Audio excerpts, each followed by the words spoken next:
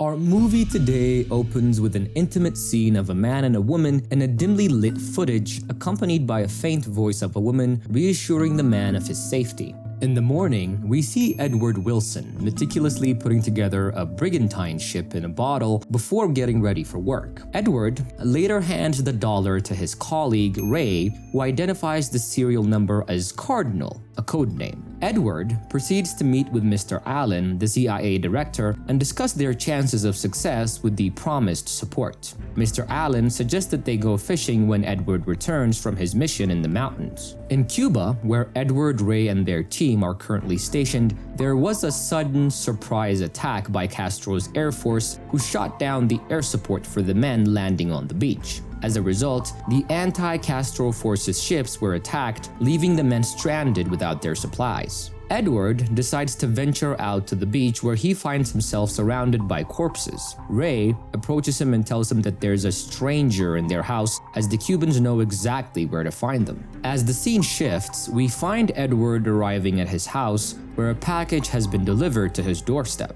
The package contains a photograph and a sound recording, the latter of which we hear in the opening scene. In the photograph, he sees a man with a woman in bed. The next day, Edward meets with Sam, an FBI agent, who warns him as his name is on the must-worry top list. As Sam departs, he leaves his hat behind, which contains a card. Later, Edward visits a laundry and retrieves a package before heading to work. Once at work, he hands over the photograph and recording to Ray, instructing him to have the team analyze them immediately. Edward then calls his son and cautions him to be vigilant. Upon returning home, he opens the package from the laundry to find a top-secret file concealed beneath a shirt, which he stores in his safe. The next story takes us back to when Edward initially joins the Yale Skull and Bone Society, an exclusive organization consisting of top men all over America. And in a very unusual ritual, Edward becomes enraged when he's urinated on, causing him to attempt to leave. However, his friend, John Russell, persuades him to stay by assuring him that they're all brothers. The society then asks Edward to reveal his most closely guarded secret, which he eventually does by divulging that his father committed suicide on the 4th of July when he was 6, leaving behind a sealed note. Yeah,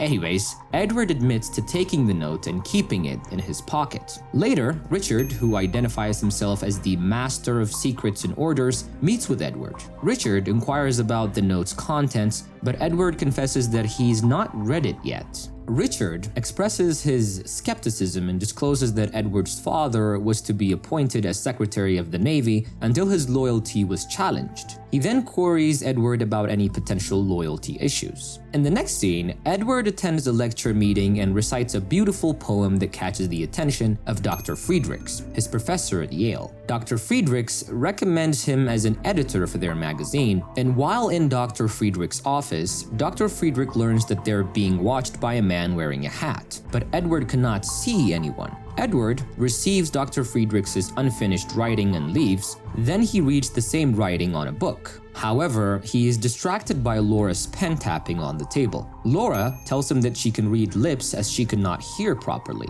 They exchange their names before Edward leaves. As he leaves, he meets Sam, a man wearing a hat, who introduces himself as an FBI agent. Sam reveals that he met with one of Edward's fraternity brothers, John Russell. John had suggested that Edward could help them. Sam informs Edward that Dr. Friedrichs had been recruiting potential members for the American-German Culture Committee, which is a Nazi front. Sam then asks Edward to find the names of the other committee organizers. In another scene, Dr. Friedrichs leaves his suitcase unattended while chatting with guests. Edward seizes the opportunity and takes the suitcase to the bathroom, where he finds a list of names. Later, Dr. Friedrich announces to his students that he's leaving unconditionally. He confronts Edward and asks him what he has done to deserve this betrayal, and Edward responds that he is the one who was betrayed, as Dr. Friedrichs was lying about his writing. While Edward and Laura are dancing at a bar, the announcement is made that England and France have declared war on Germany. Later that night, Edward and Laura attempt to make love, but Laura tells him that she cannot. He walks her home, and after she goes inside, he finds her necklace in his pocket. He wanted to return it, but when he saw her turning off the lights through the window, he leaves. The scene returns to the present day, where Edward arrives home and is interrupted by Richard. Richard tells him that Mr. Allen wants that list of personnel to find out who leaked the information about their landing location in Cuba. Edward declines to give Mr. Allen the list himself. As Edward sits in his home, we are taken back to his flashbacks. John introduces him to his parents and sister, Clover, and after dinner, Clover asks him to dance. Later, Mr. Allen takes Edward to meet General William Sullivan, who asks him to join the OSS for the upcoming war. Clover seduces Edward into making love with her. In the next scene, Edward is sitting on a beach with Laura when John arrives and tells him that Clover is pregnant. When Edward turns around, Laura is leaving after reading John's lips. Edward and Clover get married, and at the ceremony, Edward receives a letter from General Sullivan informing him that he will be going overseas in 1 week. The scene returns to the present day, where CIA agents are analyzing a photograph that Edward received. The analysts explain that the man on the photograph is Caucasian and the woman is black with a French accent. They tell Edward that they'll continue their investigation. The movie continues by taking us back to Mr. Edward's time in the UK. He visits a Taylor's secret underground base where he meets Mr. Allen. Mr. Allen tells Edward that he needs to learn and adopt the English system of intelligence. For his surprise, Edward then meets with Dr. Friedrichs, who is going to be his tutor for the English intelligence. Dr. Friedrichs informs Edward that he had blown his 2-year operation in the US, but he reassures him that it isn't personal. In the following scene, we see Edward meet Ray for the first time as he enters his office under the name Mr. Coulson in the UK. Ray is to be working under Edward, and later, Dr. Friedrichs teaches Edward the ways of the English intelligence. Edward then meets Arch Cummings, another young intelligence agent who works for the British. Time passes, and Edward learns that he has a baby boy through the phone, whom he names Edward Jr. Arch gives Edward a gift for his son and tells him that a man working for him has leaked information to the Germans about the changes to the American order of battle. Arch expresses his fear towards Edward that he may end up friendless because of this. Richard then joins their conversation as he has come to work with them in special operations. Arch then tells Edward about Dr. Friedrichs' sexual preference being males, which makes him easy for a compromise. Arch then asks Edward to handle this delicate matter with Richard. Before leaving, Arch warns Edward that if Dr. Friedrichs doesn't listen, they will take care of him. Edward goes to talk with Dr. Friedrichs and suggests that he consider retiring. However, Dr. Friedrichs tells him that he won't give up his way of life and that he will suffer for it. He advises Edward to leave when he still can. As Dr. Friedrichs walks away, Edward watches some people take him away forcibly down an alley and kill him. In the mid-1940s, the war is finally over, and Edward is with Mr. Allen discussing the Russians building up from the ruins of the war. Mr. Allen then shares his love for Swiss chocolate with Edward. Later, in Edward's office, Hannah, his German translator, tells him that she's lost hearing in one ear and her hearing aid is unattractive. Edward tells her that it's not a piece of jewelry. After that, Ray informs Edward that the Russians are ready for a prisoner swap. Ray meets a Russian agent in a ruined church's confessional booth, while Edward talks with another Russian agent with the codename Ulysses. Ulysses tells him that they can call Edward Mother and that he hates the cold. Later, Hannah invites Edward for dinner at her house, where he spends the night with her. However, he notices that Hannah is not wearing her hearing aid and realizes that she's a spy. Unfortunately, Hannah is killed by the Russians soon after. Edward returns home after 6 years and meets his son, giving him a ship that he made. At night, Clover, who now goes by Margaret, informs him that John has died. Sometime later, General Sullivan visits Edward's home and informs him that there will be another foreign intelligence agency, but in peacetime. The agency will serve as counterintelligence for Russia, which has now taken half the world without a single shot fired. Mr. Allen will head the agency, and Richard will be an executive. The general then asks Edward to take on special operations that only reports to the director. In the next scene, Edward is working with the newly formed agency, and they're discussing how Russia's growing interest in natural resources, particularly coffee, is compromising US interests. The team agrees that they must establish a presence in Russia. While watching motion pictures, Edward sees Ulysses but does not mention it to the team. Later, a man shows Edward a locust, which he says is what Edward was looking for. We then see a swarm of locusts released on a coffee farm from a plane. Next, Edward receives a package through his Carlson cover address, and when Ray opens it, they find a grounded Mayan coffee in a can, but inside, there's a finger belonging to a CIA agent in Russia. In another scene, Edward and Margaret are having dinner with her friends at home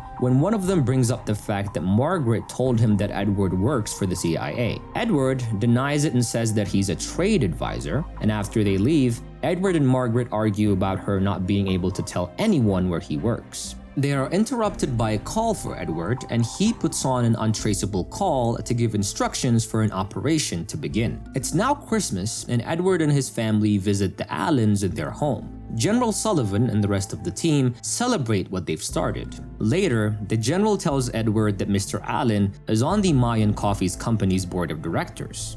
A few days later, Edward asks Sam for information about Mr. Allen, but Sam refuses, saying it's against the law to spy on citizens. We then see Edward reading files about Mr. Allen, where Mr. Allen comes and asks him if there even is an Operation Zapata list that Edward wanted to give him personally. Edward tells him that it was a silent operation. Mr. Allen then asks who they can't trust. As he leaves, he tells Edward that it's important that they find out who's responsible. Next, a KGB agent calls looking for Edward and offers useful information in return for a safe passage. He wants to talk personally with Edward about Ulysses, and Edward asks what his weakness is.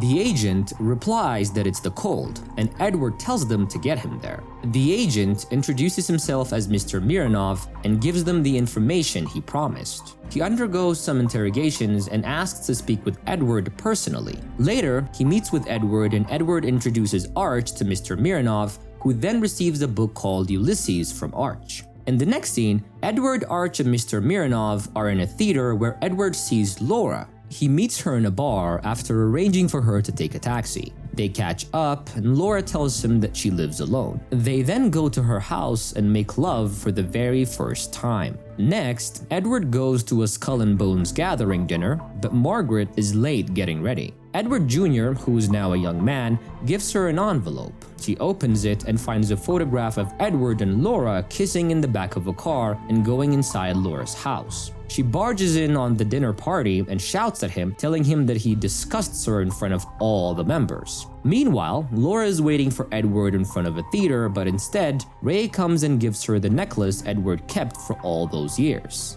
A few days later, we find Edward at home teaching his son how to put a brigantine ship in a bottle.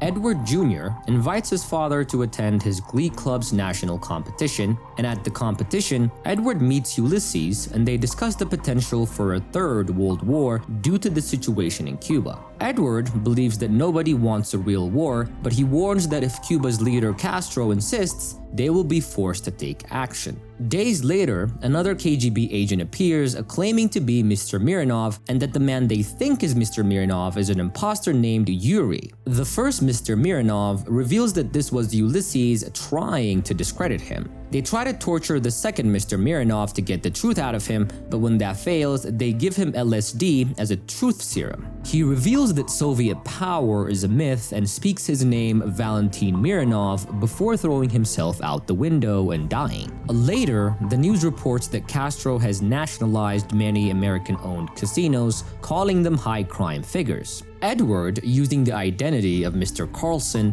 approaches Joseph, who lost 3 of his casinos in Cuba. Edward tells him that he's about to be deported to Italy, but offers to help him stay if he helps them. At the island of Skull and Bones, Edward and Mr. Allen discuss the Bay of Pigs operation, near where Edward Jr. is bathing. Edward Jr. lies about overhearing them, and Edward tells him that anything heard in that room must stay there. During dinner, Edward and Margaret dance, and she tells him that she plans to live with her mother in Phoenix. In the next scene, CIA agents have finally located the pictures, and the recordings are taken to Dakar, Abidjan, and Congoleo. Edward travels to Leopoldville and finds the ship he gave to his son on the desk next to the bed. He discovers the camera hole the photograph was taken from, and Ulysses comes in and lets him hear the full recording where his son tells his lover, a Russian spy, about what Edward and Mr. Allen were discussing the night he overheard them. Ulysses reveals that she was an active asset until she fell for Edward's son and offers to protect him if Edward agrees to help them when asked. Edward advises his son not to marry her, and they argue before Edward Jr. leaves. Later, Edward gets Mr. Mironov arrested after finding a passport and ID under the name Yuri in the book Arch gave him. He calls Arch to tell him that his worst fear has come and that he's all alone and friendless. In the morning, Edward meets Ulysses to inform him that he's decided to decline his offer. He explains that Cuba is no longer at risk and that harming his son is unnecessary. Ulysses agrees but warns Edward that they cannot trust the girl who is soon to become part of his family. He promises to ask for a favor from Edward in the future before bidding him farewell. Back in Leopoldville, Edward Jr.'s girlfriend leaves in a private plane to marry him. Meanwhile, Edward Jr. gets ready for the ceremony. During the flight, the people aboard the plane throw the bride off mid-air. At the church, Edward breaks the terrible news to his son, who breaks down in tears when he reveals that his girlfriend was pregnant. In the next scene, Richard informs Edward that Mr. Allen has resigned and he has been appointed as the new director. Richard reveals that Mr. Allen has been hiding money for years, and the details of his Swiss bank account has been delivered to him in a box of Swiss chocolates. Richard then offers Edward a job at the counterintelligence wing. Later at home, Edward finally reads the note his father left him, and in the letter, his father confesses to betraying his country and wishes his son a good life. He encourages Edward to be a good husband and a good father. After Edward finishes reading the note, he burns it to make sure this only stays with him. And the movie concludes with Edward heading towards his new wing in the CIA.